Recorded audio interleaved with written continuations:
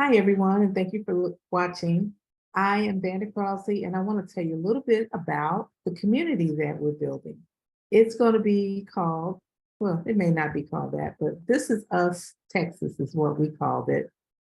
Um, we know that it takes a village to raise a family, it takes a village to take care of an elderly person, and we want to solve some of those problems. We want to help people with their housing, their food shortages, good quality food. We want to help with all that as well as employment. So let me go through my deck so I can explain to you because sometimes it's better to see it than to hear it.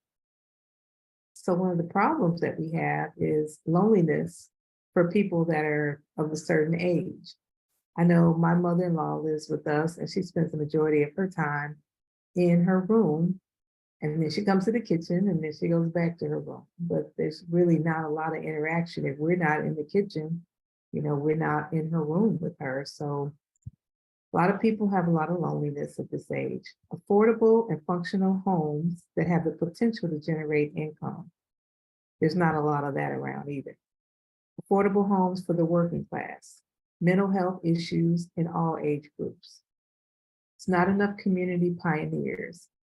Safety and security is a concern. I talk to a lot of elderly people and they're concerned about their safety and security. Not enough dense, healthy food options. And for the most part, over here in the United States, village living doesn't exist anymore. The solution: develop a neighborhood of homes built from prefabricated or 3D printed materials. Could be a combination of barndominiums, shipping containers, tiny homes, boxables. The list goes on and on. They're getting so creative in their home building products. We can also offer affordable housing with the emphasis on community living, have a common house for connections and entertainment. Some of us like to have fish fries on Friday and maybe soul food Sunday, poetry night on Saturday night with some live music, things like that. All the properties will be fitted with solar and batteries so it can create and store energy. And so we virtually have a community that's a virtual power plant or VPP. We're going to bring in value appreciation built into the foundation of the physical space. Build an incubator for the children and grandchildren of the property owners. Majority of the property owners will probably be people of a certain age who have children and grandchildren, and they can kind of show them or teach them what they know before they die. We're all going to die, so we need to give that knowledge to the younger generation. And a lot of people, as they get older, they feel invisible, like nobody cares what they say. And we want to create a community where their knowledge and information is valued. Educate on real estate. I'm a realtor. I've been a realtor for 5 years. I've been an investor longer than that. And I also do loans. So I can help with community development. We can teach about science, technology, math, and other trades and engineering, and then grow a community garden using modern technology. We won't be putting a hole in the ground and doing the soil. We'll do something like the hydroponics where it's less space in a greenhouse, more nutrients, and organic. And then some of the homes we could rent out, and then we can also offer an event space or a retreat center. So I envision it also to be kind of luxurious. So I want to have a swimming pool and a tennis court there. So my vision, it can be a getaway for members and owners. We can have an internal banking system so that we help each other out. We're our own banks. We don't have to go to the big box banks when we need something. We lend to each other. We all have trust. We can do some land banking for future generations, our children and grandchildren. Could be a community resort style amenities, such as a spa, a yoga studio, beauty shop, things we all need. I don't go often, but I do get trim, Gonna have a pool. We can have camping and glamping. We can have some RVs that come. We can have weekends where we host RVs, or we can have weekend where we have camping for the community, or it could be anything we want like that. My husband is a cigar smoker. We definitely have to have a cigar lounge. And I'm a wine drinker, so we definitely have to have a wine bar. And we can even have an on-staff chef. So this chef could also purchase one of the buildings that we're going to build and live there. He or she can also work outside the community, but this could be a way of giving back and it could be compensated. We have to work all that out. We haven't got to those nitty-gritty details yet. It's definitely going to have an EV charging station for Teslas, Tesla specifically because we drive Tesla. We're also going to be teaching financial literacy to every member. We'll have solar roofs on every home, probably Tesla roofs. And we also can have co-housing facilities for seniors, like a senior living facility. And of course, we're going to build it so it can be built the way we want it to be and flow the way we want it to go. We don't have to get someone's house that we try to make into a senior living facility. Excuse me.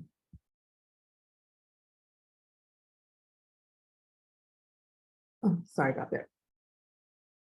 And of course, it's not going to just be for seniors because seniors have grandchildren and great grandchildren. So if the person can afford to live there, we'll have multi-generational living. I know I don't want to live in a community with all older people. I like being around younger people because they give me life. It makes me think that, they still like having me around and I still like to hang around with them. So our homes will be starting at about 150,000. We'll have a variety of pre-approved builders that you can pick from. And of course, if you have your own, you have a certain design and idea that you want, that's possible as well. At this point, anything is possible. We can think it, we can do it. And we also want to have a commercial section for business owners. We want to have a trucking facility there. We want to teach people about trucking. And for our guests, there could be a guest in the community. That doesn't have to be a big, hotel, but it could be 10 rooms, 5 rooms, have to be rented out. But that could be income for the property as well. And then if you have guests that come, if you're in a small home, a tiny home or RV, and you want some other people there, they stay at the inn. The room at the inn. So as I mentioned, we'll be growing vegetables and fruits, organic. And these are just some drawings that I found on the internet of some small homes that can be put in communities. So this one here is a 3D printed home.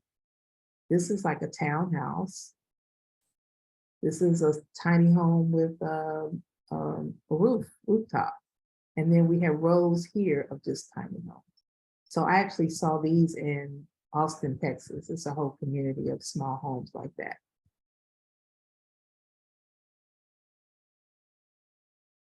Again, this is just another drawing that I pulled off the internet. This is no way what ours will look like, but it's just a rendering. So there's a common house here. This one has guest bedrooms, playroom, solar, has a meeting space, community workshop. We probably put the cigar lounge here. I vision the swimming pool and the tennis courts, somewhere around here. They got community heating. Not sure what that's about. And of course, we'd have a shared car for those who don't have cars. We'll have transportation service because we also want this to be in at least 30 minutes away from the metro area. We kind of want to be out by ourselves. So market validation, solving the needs for affordable housing, especially for the elderly. Population expansion in Houston is booming. There's what they call the Southern migration.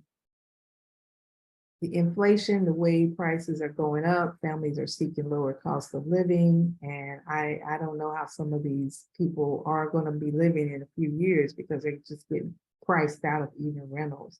But if we can give them an affordable room, has a bedroom, bathroom, a living room. And if it's just you, what else do you need? You come outside and live.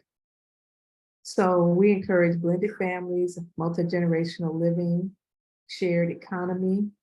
Everybody doesn't need a lawnmower. Everybody that moves there, sell your lawnmower, will have somebody else cut your grass. Village living, we share things. We come together and help each other out.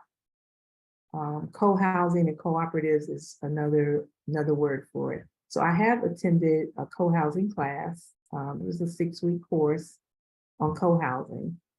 So those are some things that I'm really interested in.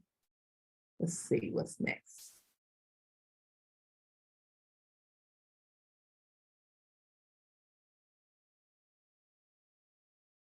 Market size.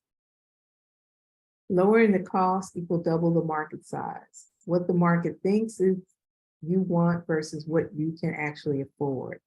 So me being a realtor, there are a lot of people that come to me and say they want to get a house and they can afford $275,000 house. Well, once you look at the expenses and interest rate and taxes and HOA and all of that, they really can only afford a $200,000 house. So that dream of having this big house is gone. So this is a way of giving you alternatives. Everyone is not going to want to live like this. It's fine, but there are some of us that do. So I've looked at some of the modular 3D printed homes and boxables. Right now, they're like $45,000. After you install them, they're about $150,000. These types of homes are modern, sustainable. They're not stick built and they're faster to put up. So we still have to look at the cost of the material and the cost of the labor with it and the time that it takes to put in. Once they put this boxable home down, then they have to put in the plumbing and electrical and things like that. So, but about $150,000, you can have your own house. It's not going to be a 3-4 bedroom, 4,000 square foot house. It may only be 900 or 600 square feet. So the products that we want to have is a modular or 3D printed homes, some townhomes, some tiny homes. We want some commercial space within the community, and we want to have partnership revenue. So we can help some of these commercial places get up and going, of course, for revenue share, because that's just what people do. We got to make money. We still want to travel. We still want to go places, and it's a business. But we can help you with your business and make money as well. Everybody can eat. So we want these functional homes that create livable spaces for a smaller square footage. Energy creating homes is also supplement the cost of the home. We can have Airbnb owners. We can have rental revenue potential, can be bed and breakfast. The sky's the limit. So some of the community amenities, these will be put in later after the homes are built and we're actually living there. A spa, retreat, yoga, Reiki, meditation. Oh, my dog decides he wants to bark. We can have glamping, fishing, swimming. Swimming pools definitely going to be there. Mini golf, gun range, tennis courts, arts and music event. We can have a farmer's market for the things that we grow, an on-site chef, and on-site activity.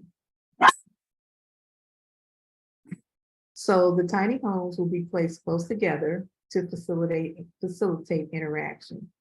The common house will also be part of the community.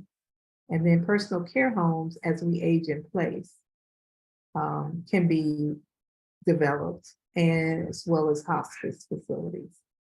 We can also put in a peer space to rent for certain events.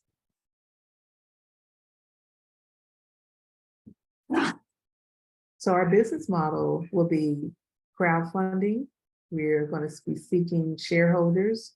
We're looking for owners. We're looking for investors. And we're looking for members.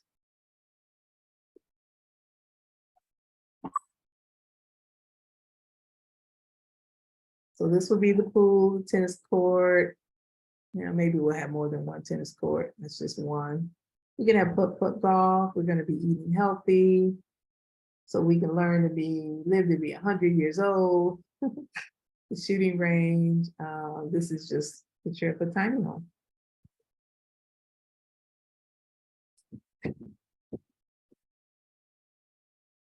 So the market adoption would be Airbnb margins, camping, boxable homes, condominiums, shipping containers, 3D printed homes, townhomes.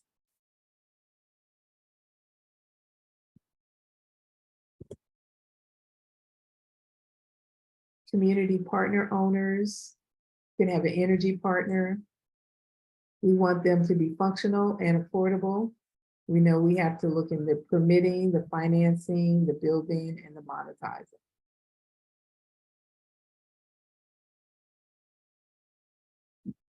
So this is a barndominium. This is called a yurt.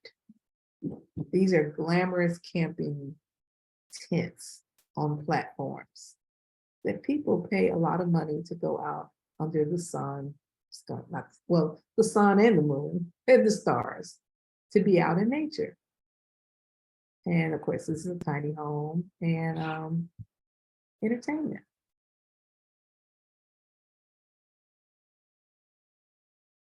Competitive advantages, lower material costs. We're going to install solar and batteries. We're going to have virtual power plant participation. We're going to have income from selling the energy. And it's going to be a village community kind of vibe. We all look out for each other. We take care of each other. There are a lot of people who don't have family. We'll be your family. So lower cost of ownership.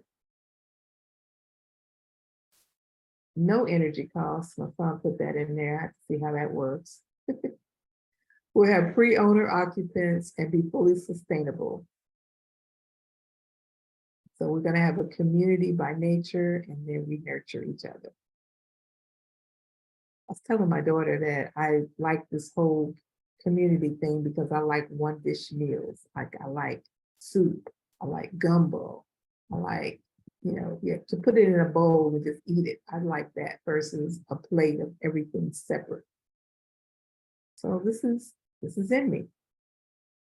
So the competition, co-housing in Houston is very low risk. There's only one other co-housing organization that I'm aware of, and it is in Houston, and they've just forming. Well, they've been formed, but they're building. I think they're going to have their first residents move in the first part of next year. So there are some glamping sites, and I guess I need to go and investigate them. So if anybody wants to go with me, let me know. We can have a glamping retreat. And then there are some cooperatives that are out there. But a lot of the co-housings are up north, and they're in California. There's just not many here in the Houston, Texas area. So this came up by Sheila Westmoreland and myself. Sheila actually introduced me to the term co-housing and did went to a conference and did some investigating on it, and I liked the idea. So she would be considered one of the co-founders. And on the board of directors, we have Levester Burnley, who's a healthcare advisor, Andre Crossley, who's an energy specialist, Kirkland Crossley, who is a developer, builder, and security expert, who used to be on Chicago Police Department. We have Angela Austin. She is an inspector and a pet advocate, because we will be pet friendly. Paula and Lee Ivy, Paula Arsenal, Lee Ivy. They are owners. He's a CPA, and they're both educators. Audrey and Nelson Turner are real estate investors. RJ Cooper is a nonprofit partner. He's a landowner and logistics expert. And Valeria Carter, she's project manager expert. Myron Wiley is a computer assisted considered computer-assisted device expert and architect. Attorney Terry, we had been in consultation with Ironbill Design to project manage Of course, we have a retaining fee that we need to pay before we can actually say we employ them. So that will be coming up. And we're also looking for experts in the following areas to bring the vision forward. We need more architects. We need people that are into hydroponics. We need landscapers. We need chefs and cooks, health and wellness experts. If you can do some yoga and you like to be out in, nature, if you have a spa, maybe a hydrotherapy spa or something like that that you could bring to the table, or something that we haven't even thought of. There could be some other experts out there that we really need or that would benefit from an environment like this. Please let us know.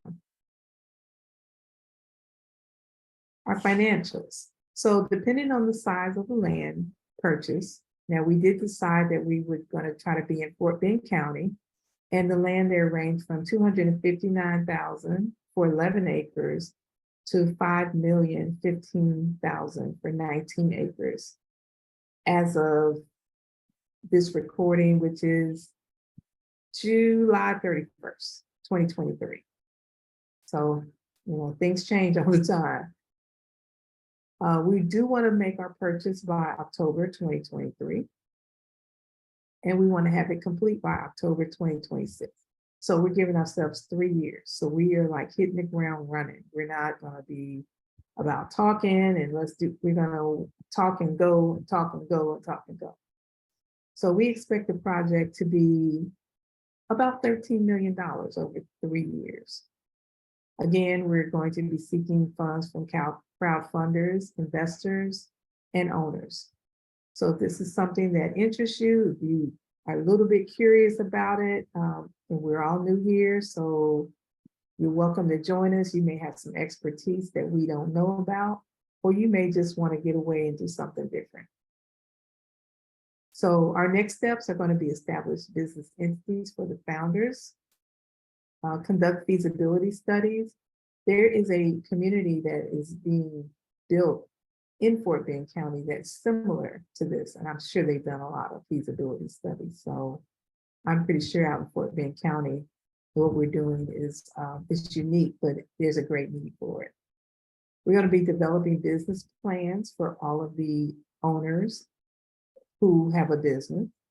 And we're going to be doing some leadership and operational improvement training. Like I said, none of us have done this before, so we're going to need some experts to come in and train us on how to do something like this or how to live together. And we're going to be doing some strategic planning.